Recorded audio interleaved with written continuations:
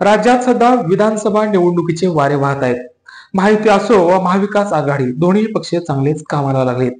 त्यामुळे विधानसभेची लढत ही चुरशीची होणार यात शंकाच नाही. असं असतानाच आता मुख्यमंत्री पदावरून महाविकास आघाडीत रस्सीखेच पाहायला मिळते. शरद पवार आणि उद्धव ठाकरे या महाविकास आघाडीच्या दोन प्रमुख नेत्यांच्या परस्पर विरोधी भूमिका आपल्याला पाहायला मिळत आहेत. त्यामुळं नेमकं घडते काय, चला तर पाहूया या व्हिडिओतून. महायुतीत पुन्हा शिंदे मुख्यमंत्री होणार की दादांचं स्वप्न पूर्ण होणार, की मी पुन्हा यांचा नारा देणारे फडणवीस हे पुन्हा विराजमान होणार, अशी चर्चा असतानाच विरोधकांनीही कंबर कसली आहे. मुख्यमंत्री पदावरून महाविकास आघाडीत दोन प्रमुख पक्षांच्या दोन वेगवेगळ्या भूमिका दिसून आल्या आहेत. त्याचं झालं असं की काही दिवसांपूर्वी भरसभेत मुख्यमंत्री पदाचा चेहरा जाहीर करावा अशी मागणी उद्धव ठाकरे यांनी केली होती. यावेळी शरद पवारांसह इतर महाविकास आघाडीचे नेते हे उपस्थित होते. उद्धव ठाकरेंच्या या विधानाची राज्यभर चर्चा होती.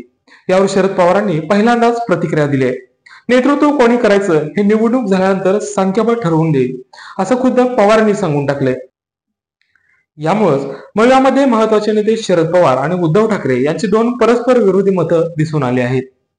मग काय, भाजपला आयतीच संधी मिळाली आहे. आमदार नितेश राणे यांनी त्यांच्या शैलीत उद्धव ठाकरेंचा चांगला समाचार घेतलाय. ठाकरे हे दिल्लीत गेले, फक्त मुजरा करायचा बाकी होता, बाकी सर्व कार्यक्रम झालेले.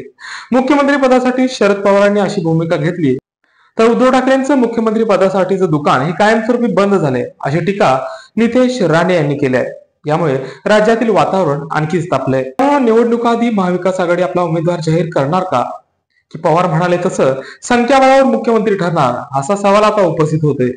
तुम्हाला काय वाटते, निवडणुकीआधी महाविकास आघाडी उमेदवारी जाहीर करणार की पवार म्हणाले तसं संख्याबळावर निर्णय होऊन मुख्यमंत्री पदाचा उमेदवार ठरणार? आम्हाला कमेंट करून नक्की सांगा. आणि अशाच राजकीय घडामोडींसाठी पाहत राहा G24 तास.